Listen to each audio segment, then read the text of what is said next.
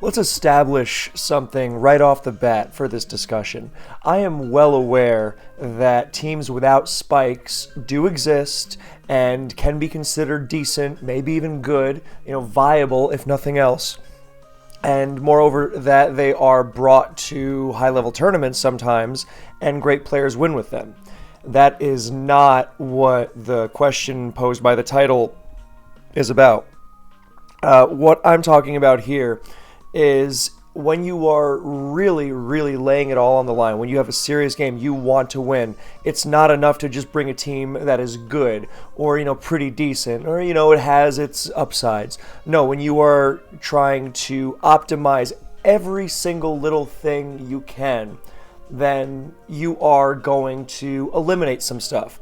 Like, sorry if you're a big fan of, I don't know, let me just pick some, Moltres, right, in GSC. I think Moltres in GSC is really cool, actually. But bringing it to, let's say, an SPL tiebreaker where your teammates are depending on you, that's generally a pretty good parameter. Because in individuals, people can do whatever they want and they're only letting down themselves. But in team tournaments, then you have the pressure of your team. And as obvious as that sounds, it must be stated so as to establish the pressure you feel because you are letting down a lot of other people. And that has the demonstrable effect of really cutting down on the nonsense you will see in the serious stages of the tournament, or the stages where there's less room for something to go wrong. You will see experimental stuff in SPL. If your team's doing pretty well, week 4, 5, 6, 7, some fun stuff comes out then. But once, I always compare it to Advance, you see people who will run all sorts of crazy stuff in the regular season, and then once the playoffs come around, it's back to Scar and Bliss. So that's the basic idea I'm coming at you with today. When you're looking for that super, super reliable team, not necessarily bog standard, you still want to surprise the opponent, but when you are trying to be optimal insofar as I am bringing Zapdos because there's nothing they can do to stop it, even if they know it's coming. That's the level you want to get to. And the question I am posing is, do spikes exist on that level? I believe the answer is yes.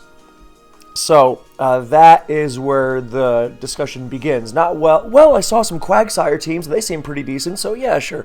No, I'm saying at the highest level, when it really matters the most, are you bringing this spikeless team with Quagsire? And I keep mentioning Quagsire because Belly Drum Quagsire, by virtue of having Belly Drum, is one of the strongest Pokemon that doesn't necessarily need, it still does need that support in whittling the opponent into range, but it's attacking a la something like Marowak, another longtime icon of spikeless teams.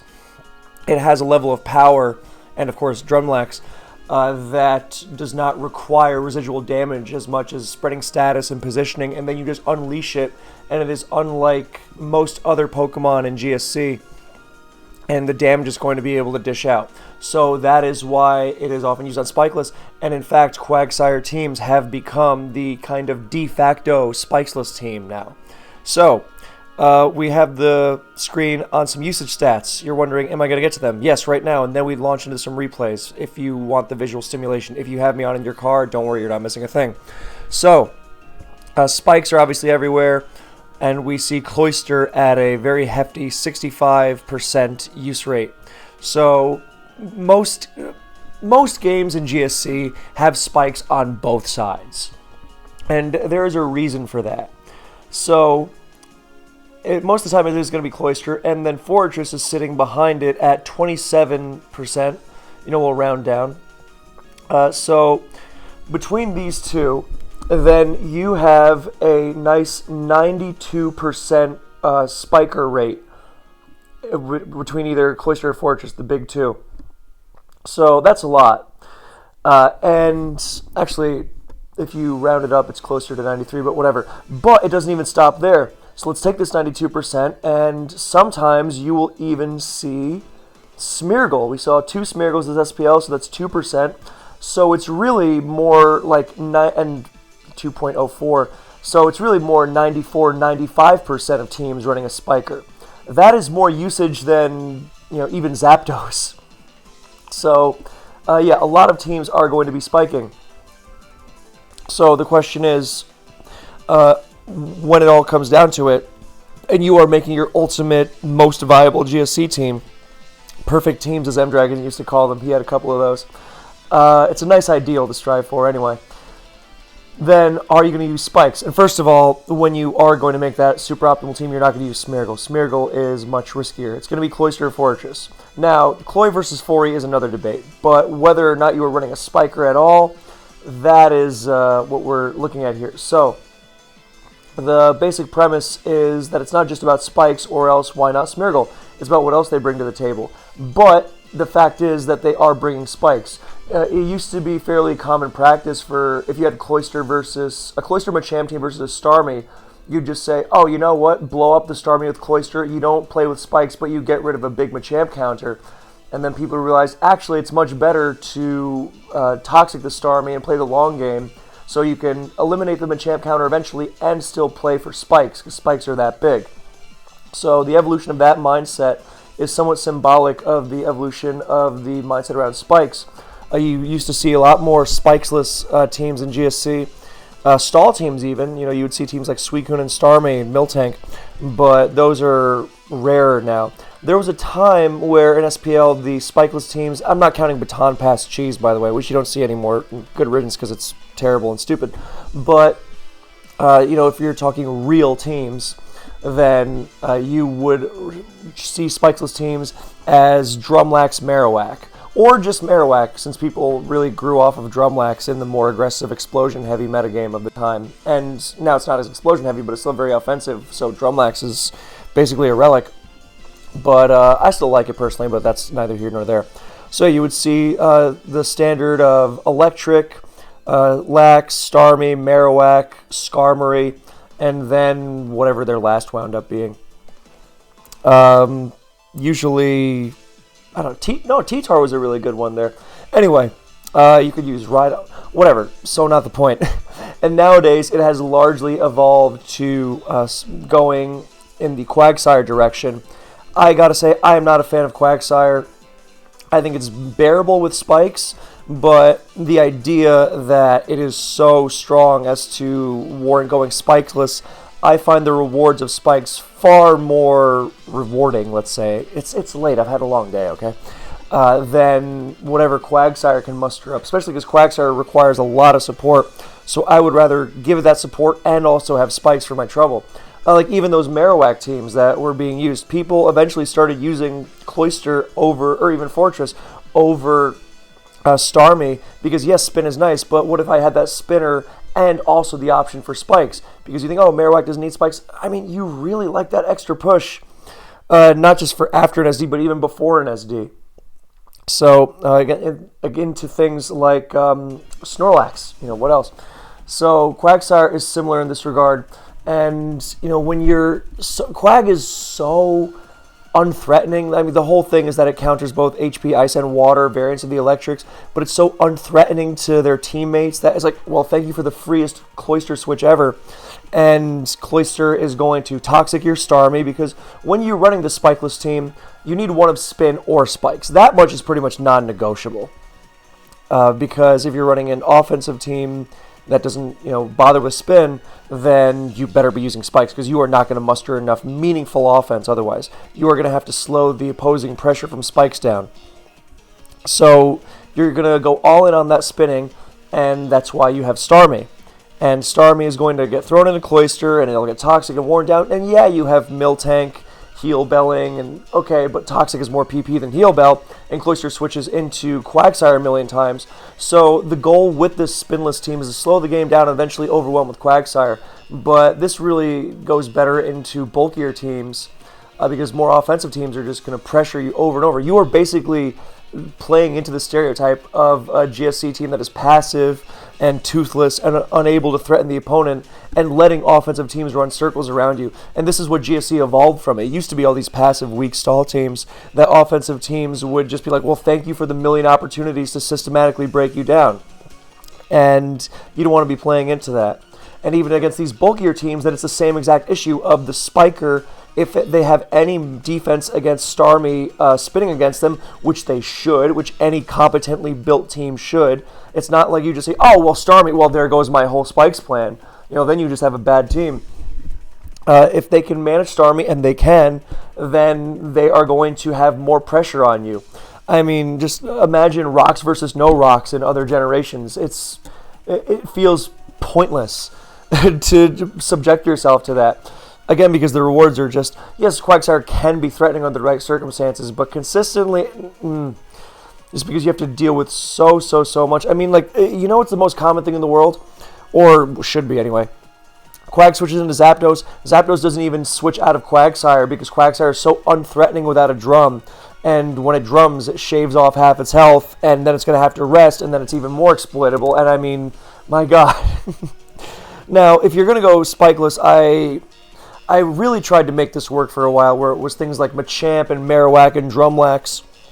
And it was interesting, but eventually I was just coming to realize the rewards of going spikeless do not outweigh the rewards of using spikes. And usually it is Cloyster. Because remember, with Cloyster, you do not just have spikes, and spikes alone are a big deal. Now, if the user was Smeargle or Delibird, if you want to be funny, or Quillfish, then no. Okay, but Fortress also gives you spin. It can boom. It can do a lot of really good things. It can maintain those spikes. That's the really big thing. Smeargle can get spikes. Maintaining them in a long game, that's going to be a really difficult dance. Losing battle against a lot of teams. So you really have to pick your spots with it. Now, Fortress, famous for going the distance. It has that toxic immunity over Cloyster, which is really incredible. But Cloyster, I mean, not that it can also go the distance, depending on how you play it, but Cloyster is also a threat because it has the amazing combination of a strong stab surf, and even, it's not that strong. No, it's not that strong, but it is strong enough for the normal resist. No normal resist in the tier enjoys switching into stab surf. I mean, the rocks and steels, forget about it, obviously. I mean, the rocks are obvious, but the steels are neutral, but none of the steels want to take the surf. And the Ghost, Gengar, Misdreavus, they do better, but Gengar still doesn't take it well. Gengar is a good switch into it because it's a threat in and of itself, but it also does not enjoy switching into Surf repeatedly. It's more of a good temporary measure and just a good entry point. Taking a decent chunk from Cloyster Surf is worth it because then you have Gengar on the field. It's still not taking Surf well. Misdreavus takes it better, but it's also much less of a threat. So just by having the combination of Surf and Explosion, you have the opportunity to blow a really huge hole in the opponent's team. And what else you have? Surf Toxic. I mean, talk about thwarting the poison resists. Because, again, steals, poisons, the main poison in OU is Nidoking, which obviously doesn't want to come near a Surf. And the steals, same deal. So Cloyster is a very reliable user of Toxic as well. So it's not just about, forcing the boom. It's the exact same thing as illustrated in the Starmie example. You get Cloyster in repeatedly, and it'll spread Toxic very well, force rests, force things to happen, systematically move the game along and allow you to break through the opponent, while the opponent's only method of progress is slowing the game to a pace sufficient to where they can get their belly drummer off. So if it's not Quag, it's Lax. And we can consider Marowak as a belly drummer here too. And I personally like Belly Drum Charizard a lot, but also really like Spikes because it is a lot weaker, and its physical attacks are not packing stab. So whatever your drummer is, then it is going to need the game slowed way down. And that is going to be very difficult to do against a competent opponent with a good synergistic team that is going to constantly keep you on the back foot. They're never going to let you slow the game down sufficiently to where you start putting your offense in motion, because your offense only works when it has been set up. And getting that set up is immensely difficult for the reasons we just went over. So, I mean, it's... And again, against bulkier teams it's the same issue because it's the same spiker. So, and even bulkier teams, they'll still pose a threat to you. So, I just don't know who it's supposed to be for, who are you making happy with this? Let's take that expression. That was not as eloquent as I would have liked, but I hope it's clear what I'm getting at, that you can't slow the game down enough to get the offense going. So that is why, whatever you want to run in place of a spiker, then I don't think that it outweighs the benefits of using the spiker, because either you go the more offensive route and you are just doing a bad rendition of a stall team, or you go the more defensive route and the more offensive route, you're a bad version of a stall team without the offense, and you don't have offense either because you don't have the spikes. You just try to toxic everything or paralyze everything and then unleash the drummer. Very unreliable. I mean, even offensive teams have rest talk everywhere and are constantly threatening and are pressuring you with their spikes, and yeah. And then the full-out defensive teams, okay, sure, really slow the game down. If anything's conducive to that, it's GSC, but it's still not reliable because you would still rather have those spikes. And here's an example of what I'm talking about. The team that is being used here in this SPL game, it is a good model of what Quagsire teams generally look like. Zapdos, Snorlax, Starmie, Miltank, Quagsire, Tyranitar. Tyranitar is really good because with Quagsire or Marowak, you really want Exeggutor pursuited. And it can also enable lots of different, Snorlax sets, like Fire Drumlax or Lovely Kiss Drumlax. That's a good way of going about it. And then, you can't just slap Cloyster over Starmie, because then you are very weak to Machamp, because you've got Snorlax, T-Tar, and Miltank. And Cloyster is obviously weak to it as well. Quagsire is not a good Machamp answer at all. It's not a Machamp answer whatsoever. And Zapdos is kind of an answer, but yeah, it's too much.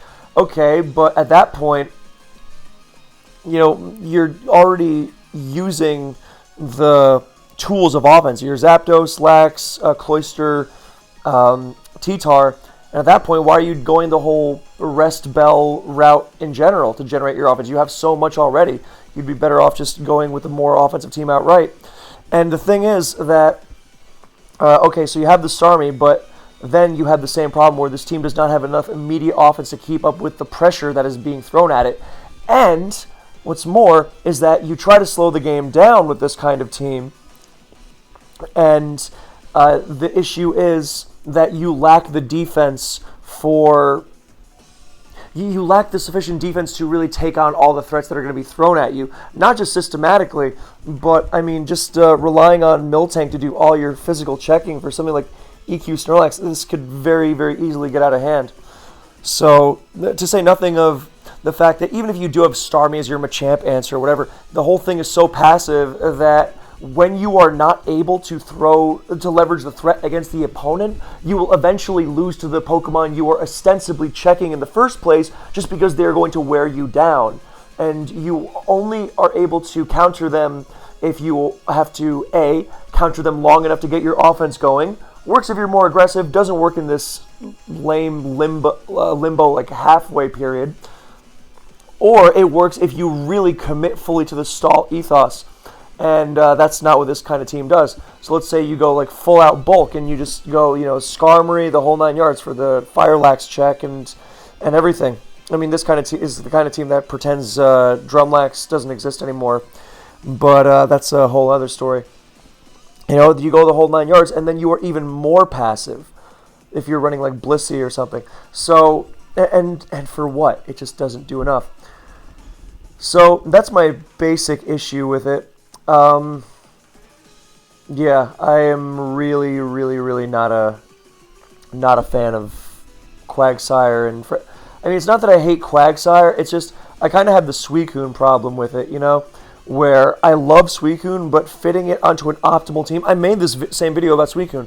Is it viable? Not obviously Suicune is a great Pokemon, but if you are being as super, super duper optimal as possible, bringing the best possible team you can, then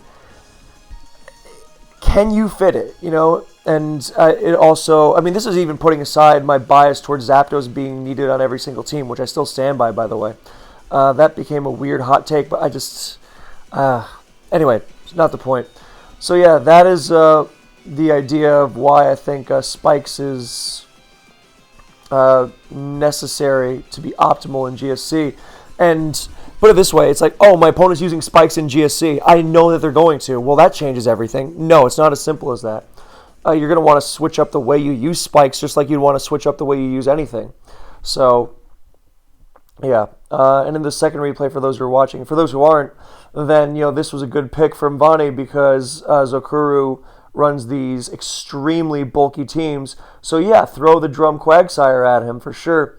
And even here, with all the support, it is still struggling to do much of anything to break through, a simple Skarmory. Zokuru is running a really ridiculous stall team. For those listening, it is Fortress, Blissey, Shuckle, Umbreon, Skarmory, Starmie. And you're wondering, wow, how does he beat, half the stall teams in the game? And he has gone on record as saying his plan versus certain stall teams is to force a tie, which, cool. I'm not, this is the kind of stuff that makes GSC look bad. I do not co-sign on this. Because you play to win, not to play to tie. You play to tie if the option to win has escaped you, but that should only escape you during the course of the battle. Your plan from turn 0 versus a certain team style should not be, well, I guess I got a tie. Yeah, it's also a Laxless stall team, which is funny. Flash Shuckle, because it has a lot of PP. Yeah, and it can also burn PP from the opponent by making them miss and use more. Anyway, not the point. So yeah, even this protracted Quagsire assault, which, spoiler alert, this drags out to 500 turns before they agree on a tie. But Quagsire gets a million opportunities. It has used 4 belly drums in this game, and we're not even on turn 200. Looks like it's about to... No, not yet. Now it's just double switching again. Oh, there's the 5th. Is it going to break through the Skarm? The Skarm is sleeping. Oh, it's Sleep Talk Skarm, which is a great set, by the way. And it's just completely helpless. So, I mean, and even without the Sleep Talk going well there, the fact is that 999 attack Quagsire, I mean, it's scary, but then it's using HP Rock into Skarmory, and a single curse just undoes everything, and you can throw it at the opponent all you want, but the Skarmory is just going to repeatedly gain leftovers, which is what's happening here in spite of all these double switches. And you know what would be really nice? Quagsire could muster up some sort of assault here over the course of a longer game, not on its own necessarily, not by breaking through Skarmory. I'm not talking, games where the T-Tar Pursuit chips the Skarmory a million times, which is a strategy I'm personally kind of fond of. But I'm talking more, wear down the opponents. You double switch to Quagsire on the Blissey, and, the Fortress got KO'd. I didn't even notice how it did that. And then Zokuru lost Spikes forever. So Vani doesn't even have to deal with Spikes himself, and which is supposedly what you want, right? A Spikesless game on both sides, because you don't want to be dealing with the Spikes. So even in this game where everything went right insofar as I don't have to deal with the opposing Spikes because the Fortress just fainted, then it's still not sufficient. Now, with Quagsire, when you're doubling into that Blissey like we were just talking about, it is more about, hey, I am not trying to threaten to break through the Skarm here. It's that using the threat of my drum Quagsire, I can switch and switch and switch and switch, and the opponent is being worn down with Spikes. When the greatest tool in Pokemon is switching, and no tier is more conducive to switching, maybe Sword and Shield, I don't know. But let's just say GSC is very conducive to switching, so why would you not punish that as much as possible? Especially because GSC is the generation with the lead. Okay, it's only got the 1 layer of Spikes, but it also has the lowest resistance to Spikes. There's no Levitators, there's only a couple flying types. There's no Magic Guard, there's no, heavy duty boots. So you are spiking and hitting almost everything, And let's not even get into the Snorlax of it all. Dealing with Lax is a tough enough task with Spikes. Giving Snorlax free leftovers, completely uncontested, not something you want to be doing. You are just making the opponent, if nothing else, you do not want to make the opponent's Snorlax stronger. Yeah, you think with these kinds of teams, I'm just going to slow the game down and give myself an avenue to eventually break the opponent down. No, what you were really doing is giving your opponent's Snorlax more of an avenue to mess with you. So, something as simple as an EQ Rest Talk Lax is going to be incredibly obnoxious for this kind of stuff. And yeah, so that's pretty much all I had to say. Do let me know if you agree or disagree. Even if you disagree, you know what? I like discourse. I like explorations of nuance. That's where the interest in this stuff lies. Not just, X team wins in Y matchup against Z team. That's nonsense, first of all. And uninteresting, second of all. So, yeah. So how many drums has... Yeah, on turn 400, Quagsire has used 8 belly drums, and the Skarmory is still at 100%. And not another Pokemon has been KO'd. So, despite the heroic efforts of this pursuing T-Tar, you rarely see T-Tar almost run out of pursuit PP. But, yeah, that's what's happening here. And they're just going to switch infinitely, and the turn limit is 1,000 turns. So, cool that the strategy here is just, yeah, I'll drag it to 1,000 turns if I face insert matchup here because I just need my matchup winning against other things. Zakura's a great player, amazing GSC mind, but sometimes I just cannot support this kind of tomfoolery. I cannot sanction this buffoonery. Yeah, and then turn 500 comes around and they agree. Yeah, at turn 499, this happens for those who are looking.